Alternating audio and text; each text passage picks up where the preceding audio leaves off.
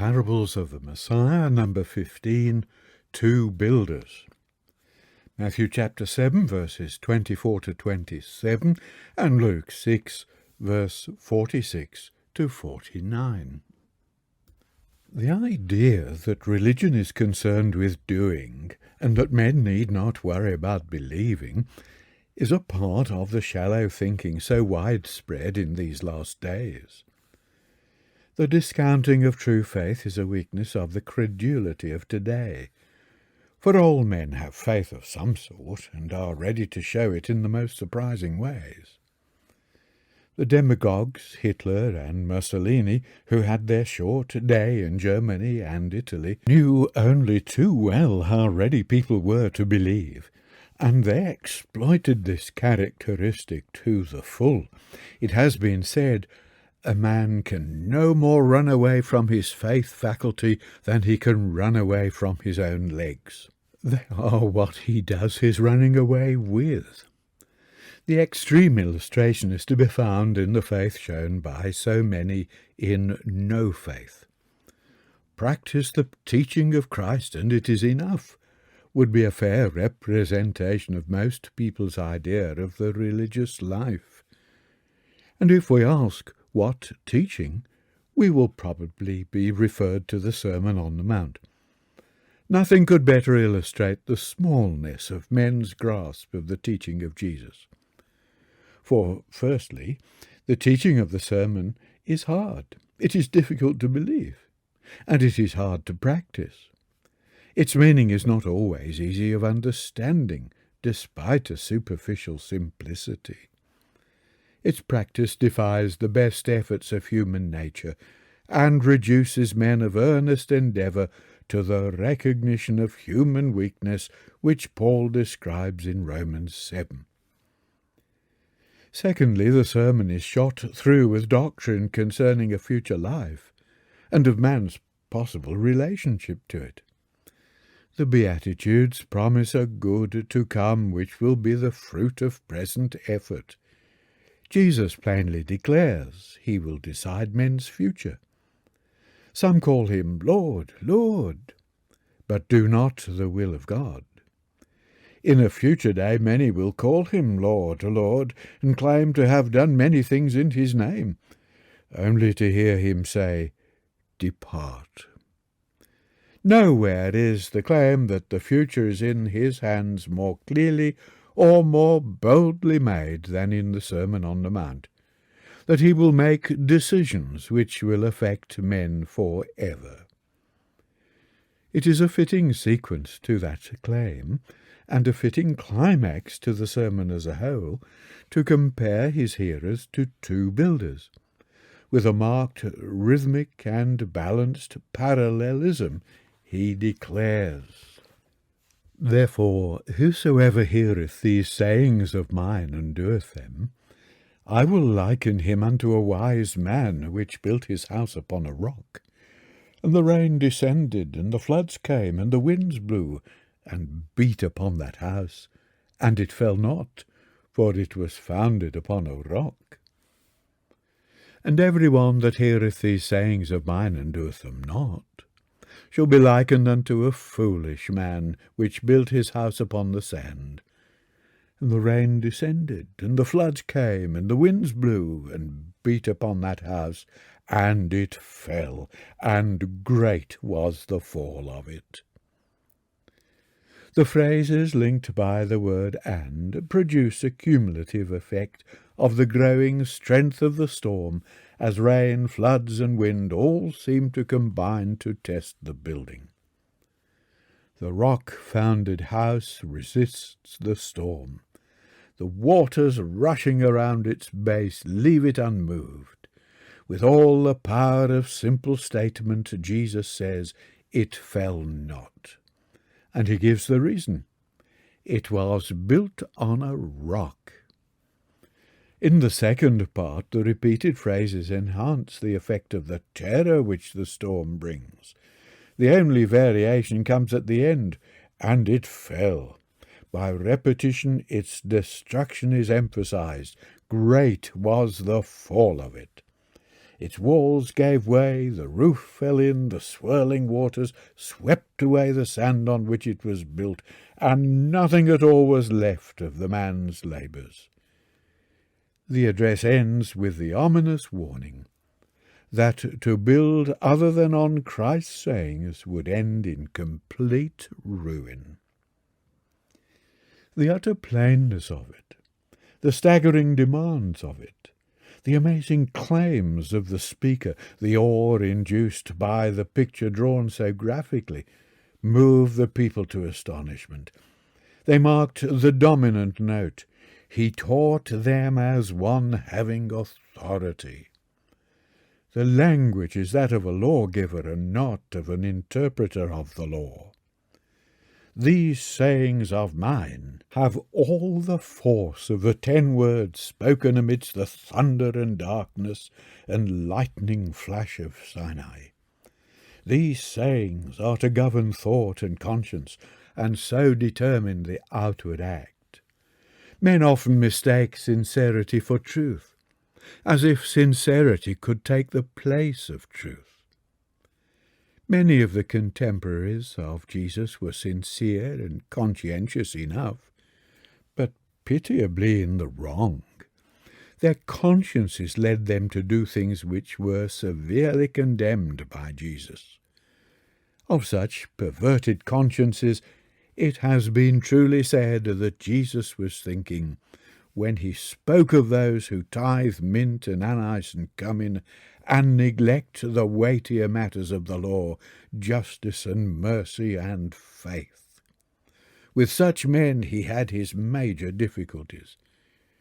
They strain out the gnat, he says, and swallow the camel. The Pharisee prayed in the temple, God, I thank thee that I am not as the rest of men, extortioners, unjust, adulterers, or even as this publican. I fast twice in the week. I give tithes of all that I possess. He was a conscientious person. The elder brother of the prodigal who remained at home and did his duty so satisfactorily to himself that he could boast, I never transgressed a commandment of thine, was a conscientious person. Simon the Pharisee, who with shocked amazement felt sure that Jesus could not be a prophet because he let a woman of the streets touch him, was very conscientious. The man so interested in righteousness that he tried to get a mote out of his brother's eye, laboured under a heavy sense of duty. Conscience so misused becomes inwardly a disease, and outwardly it has produced some of the darkest evils in human history: bigotry, fanaticism, hypocrisy. Perverted conscientiousness assumes many forms today. One of the great evils of this century has been the worship of the state. Germany was thoroughly inoculated with this evil doctrine. Whosoever serves Hitler serves Germany, and whosoever serves Germany serves God. The history of the years that followed the utterance of these words show the folly of the saying. Blood and race are not rock foundations. Jesus was himself a builder. It is too restricted a view of his daily work in Nazareth to think only of yokes and ploughs. The village carpenter was a builder also, and Jesus doubtless knew wise people who required their houses to be well founded. Robinson tells of such a house a century ago in the hometown of Jesus, and we may not be far wrong in thinking the description would be true 1800 years earlier. He says, We were glad towards noon to accept an invitation from Abu Nasir and join him at his house. Here we found the rooms of stone much cooler than our tent. The house had just been built and was not yet finished. In order to lay the foundations, he had dug it down to solid rock, as is usual throughout the country, here to the depth of 30 feet, and then build up arches. The workmanship was solid, but coarse. He assured us it was the best work the masons of Nazareth could turn out. Robinson, Biblical Researches, Volume 3, page 191. Men build on sand when they trust in human speculations. They build on rock when they follow Christ's teaching. All men are building, whether they will or not, for life's activities assume some shape.